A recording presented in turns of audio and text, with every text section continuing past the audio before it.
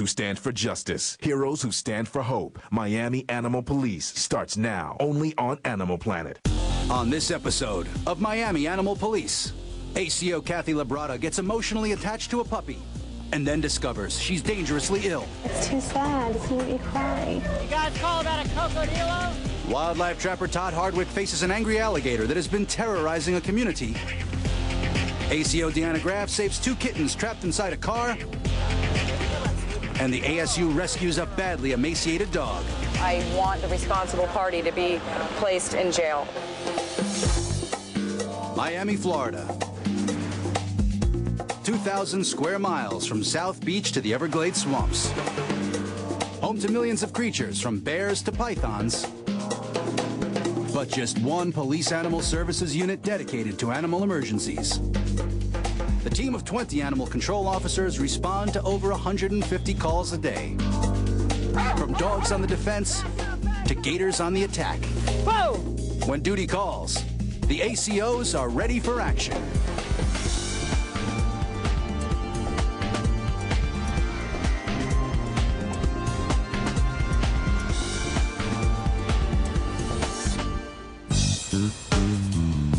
It's 8 a.m., and the residents of Miami are on the move. 2 million cars can cause chaos for people and pose a danger to animals. In Opelika, Animal Control Officer Kathy Labrada is about to be dispatched to what is the latest victim of animal versus car. ASU 50 to 221. 221 QSK. Holding a priority call, injured cat in the rear of the McDonald's on 7th Avenue, QSL. QSL, show me around. I've just been dispatched to a report of an injured cat over on 7th Avenue. Bad area as far as roaming animals. It's about a 6-lane highway. So if a cat had been hit by a car, the prognosis doesn't seem real good.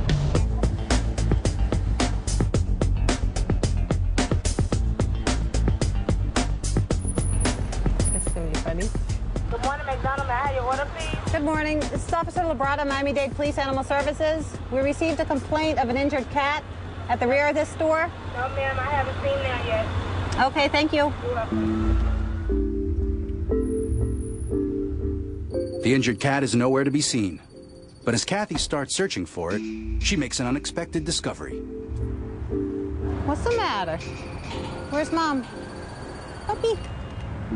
It's okay. Why are you so scared? No. Come here. Hi, puppy. There go, puppy. Why are you so scared? It's okay. It's all right. You've never been petted before. Where's your mom? You wanna come with me? She's so scared. It's all right. You don't always get what you came for. This call was a report of an injured cat, and the only thing that I found back here behind the McDonald's is a puppy. She's not quite sure what to make of me. She's probably a stray in the area. We have a huge overpopulation problem. The good thing is she's getting picked up today, and hopefully we'll be able to rehabilitate her and get her adopted out into a home. She's real cute. Let's have a look at you. Her color's a little off. She should be nice and pink. When they're pale like this, it usually, in a puppy, it's a good indicator that they've got a pretty heavy load of intestinal parasites. They feed on blood, so we can get her dewormed, and that'll fix that. She's dehydrated. The skin should really snap right back into place immediately, and when you lift up, it stays tented. I don't think she's injured. She's just a little thirsty and a little hungry. As far as an area for a stray to hang out in, this is a good spot, McDonald's. But there's no readily available water source other than the dirty wash water that runs down, so I wouldn't expect her to drink that. She's cute. Fortunately, Kathy has a fluid drip on board to rehydrate the puppy. She's about 6% dehydrated. When the skin will stand like that. The puppy would be unable to drink the volume of water it urgently requires. So Kathy injects it. This pup's about 7 weeks old. If she wasn't feeling so poorly, she'd probably be snapping at me. But I think she knows we're here to help her, so what a face. 7th Avenue, did not find the injured cat, picked up a sickly puppy. Do you have any further information on the injured cat?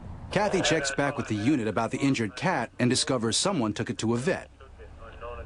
The lucky dog is on the road to recovery, But Kathy's worried there's something seriously wrong with her.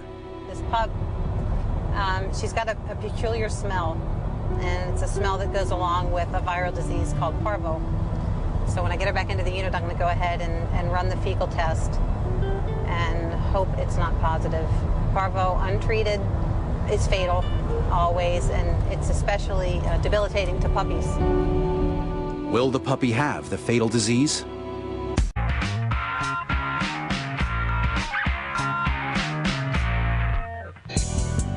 ACO Kathy Labrada was looking for an injured cat, but she found a frightened puppy. Kathy treated the puppy, that she has named Mickey, for dehydration, but she's concerned there's something seriously wrong with her. This pup, she's got a peculiar smell. Kathy brings Mickey into the ASU for tests. Hey, puppy. She's doing well, but she still seems a little depressed. I'm gonna get her checked out. The smell makes Kathy suspect Mickey has parvo, a viral disease that attacks the intestines, rotting the animal from the inside. Untreated, it is fatal, and Kathy's anxious to find out the result. Ideally, her temp would be about 100, 101, and it's up to 102.5, and I associate that with her being a little excited. She doesn't look excited, but it's got to be her first time in a car, and that probably got her a little worked up. Parvo's not... Oh, let me see. Oh, no.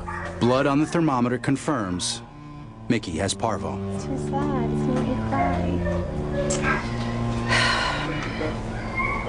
He's so cute. This is how parvo looks and smells. It has a really distinctive smell. And without treatment, there's no hope. Basically, it starts out with lethargy, vomiting, and then progressively worsens to just horrendous bloody diarrhea. You can see her stool here, it's pure blood. Unfortunately, with so many dogs to care for, the unit is unable to treat such a contagious disease. But Kathy has fallen in love. Desperate to save her, she calls local vets hoping to cash in a favor and save her life. Oh, that's fantastic. Okay, I'll see you in a half an hour. Thank you. Bye-bye. This is about the luckiest puppy in the world, I think. One of the veterinary clinics that I used to work for has very graciously agreed to treat her free of charge. So I'm going to take her over now, and hopefully she's going to make it. She's got a 50-50 shot, but they're great doctors. It's a great clinic, so I know they'll do everything they possibly can for her. But with the odds of surviving just 50-50, can Mickey pull through? Determined to find someone to treat Mickey, Kathy called in a favor and is now taking her to the vet. Over the course of weeks and months and years that you do this job, you pick up hundreds and hundreds and hundreds of animals. And you have to have some level of emotional detachment. You can't fall in love with all of them. If you did, there's no way you'd be able to do your job. But every now and then, there's one that just, I don't know, gets to you. Just hope she makes it. Kathy has brought Mickey to Knowles Animal Clinic, where Dr. Ken Schwartz has set aside a special room for her. Hi, Labrada. Hi. I'm Dr. Schwartz. How you doing? Nice to meet you. Good. And this is Mickey here. This is Mickey. This is a call I received, injured animal, and what we found was not the cat. It was her. And she had that smell about her. Let's start from scratch. Pull her out and take a look at her. Hey, sweetie. Check for her hydration. Slightly dehydrated. Ears look clean. Eyes look good. Let's take a listen to her heart and her lungs. Her lungs sound good. Her heart rate's a little bit elevated, which we often see with dogs that are parvo positive. Now her belly, often it's painful when they've got parvo, and you hear them grunt a little bit, but I don't hear her. Well, maybe there's a little bit of a grunt there. So her belly hurts a little bit. All right, now we just have to do a little rectal. Yeah, I'm sorry. All right, as you can see, there's a lot of blood, which is very typical of dogs that have parvo. So what we want to do is we're going to start with a white blood cell count to check how far down it's gone.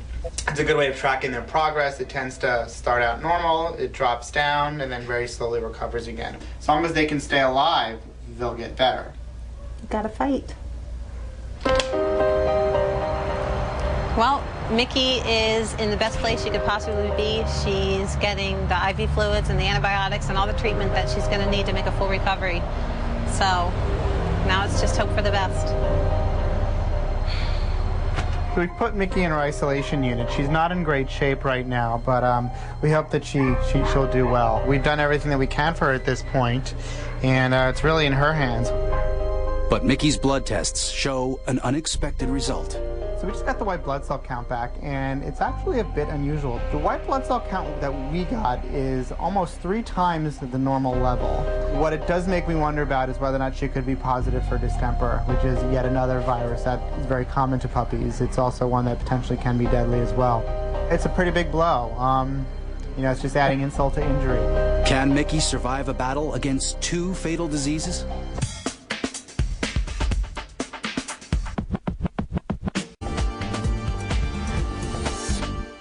Officer Kathy Labrada rescued a frightened dog, but her worst fears were confirmed when the puppy was diagnosed with parvo.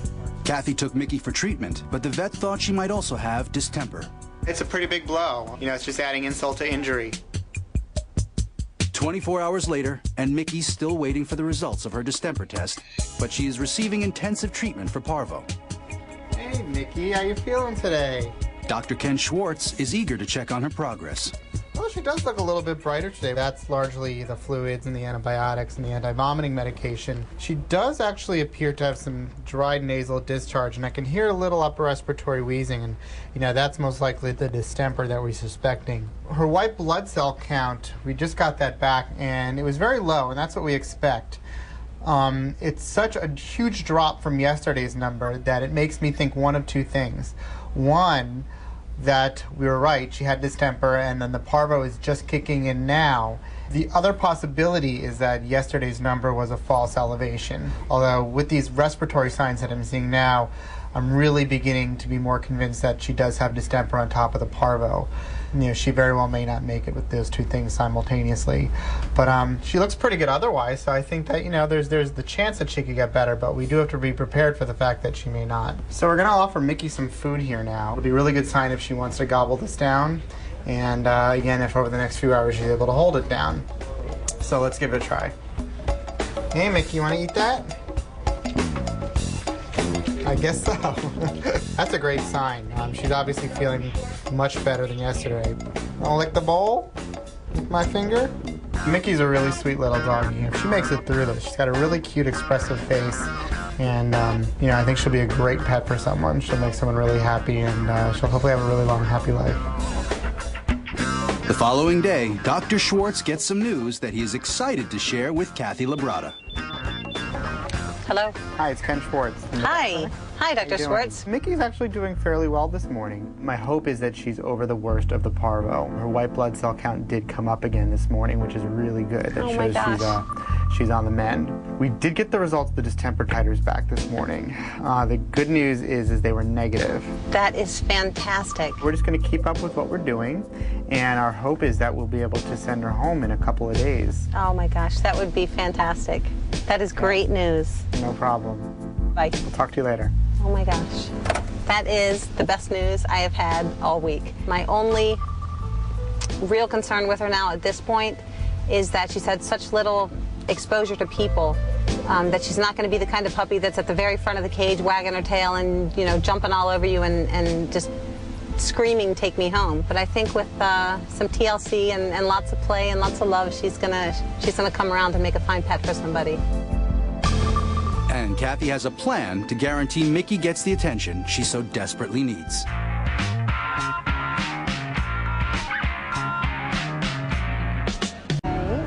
Officer Kathy Labrada rescued a frightened puppy that was dangerously ill. Kathy was desperate to save Mickey, so she arranged for her to have intensive treatment. After a tough fight, Mickey pulled through. But Kathy was worried that such a shy dog would be difficult to adopt. Today, she is collecting Mickey from the vet and has a plan to bring her out of her shell. I'm going to take her home with me and let my kids teach her that people are actually okay. And once they're through with her, I'm sure she's going to be able to be adopted out right away. Hey, so here's Mickey. She's doing really well. And, Gosh. Hello. I think she's going to do okay. If you have any questions, please give us a call. All right. Hopefully it won't. Hopefully she'll just do great. But I just need you to keep a really close eye on her. Okay, thank you so much. You're welcome. Good luck. Bye, Mickey. I can't believe how much better you are. Now you're going to meet the boys and you're going to get the loving you need. Just 1 week later, the last thing you could call Mickey is shy. When I brought Mickey home 5 days ago, she was a nervous, just scared little puppy. And with all the love she's been getting from the boys, she's really just blossomed into the most wonderful, playful, happy puppy that I've ever seen. As soon as the boys get home from school, first thing to do is go off to see Mickey and bring her out and play with her and have a good time with her. They have really taught her what it is to be loved. And it's amazing to look how she was when I picked her up and see the way she is now, just a happy, beautiful little puppy. It's really rewarding. It doesn't get any better than this. She's going to make an incredible pet for somebody. Today is an emotional day for Kathy, as it's time to say goodbye to Mickey.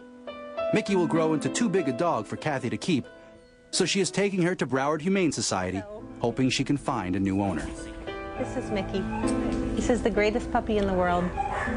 She is a fighter. 3 weeks ago, she was picked up, suffering from parvo. We coordinated treatment with some local veterinarians, and looking much better. She is absolutely perfect. And now she is ready for her permanent home. Hi, baby. Hi, Mickey. Take care of her. You're a good girl. That I promise. Thank you. Bye-bye. Huh? Oh, don't do that.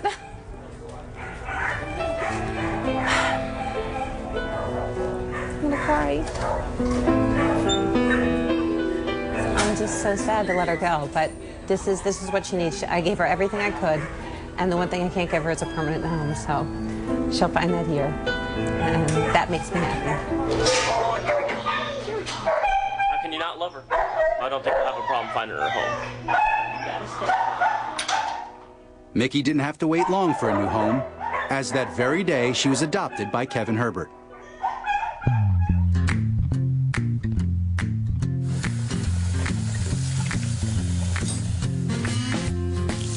Come on, let's go outside. When I went down to the Humane Society, I was walking up and down the kennels, and the place is huge. As I walked through, all the dogs are going crazy. They're barking, jumping up on the fences and everything. And when I got to Mickey's cage, when I looked at her, she tilted her head to the side, and her ears started shaking because they're a bit big now that she's a little puppy. And I just fell in love with her right away. She's extremely playful. All she wants to do is run around and play all the time and chew on things, especially my hand and feet when I don't have any shoes on. And she always wants to play with everyone, so hopefully that's pretty much what the rest of her life is going to be.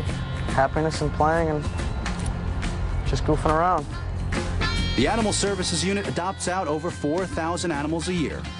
And with her future now assured, Mickey is the latest ASU success story.